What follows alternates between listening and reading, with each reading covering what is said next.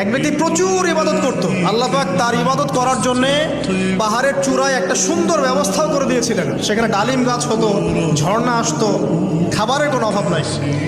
হাদিস এসেছে 500 বছর সে ইবাদত করেছে। কত বছর?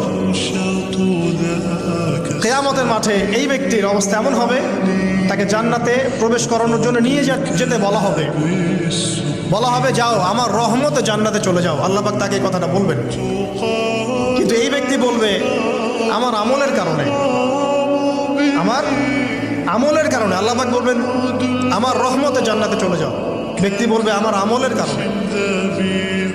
আল্লাহ রাব্বুল আলামিন তখন তাকে দেওয়া সমস্ত নেয়ামতগুলোকে এক পাল্লায় করবেন, আর তার সমস্ত আমলকে আরেক পাল্লায় করবেন। একটা চোখের যে নেয়ামত আল্লাহ পাকের, সমস্ত আমল ও 500 বছরের ইবাদত এতটুকু হয়নি। তারপর তাকে বলা হবে ওকে জাহান্নামে নিয়ে যাও।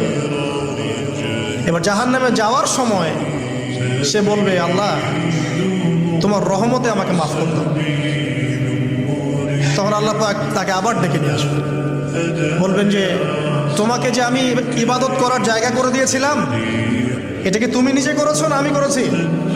সে বলবে আপনি করেছেন।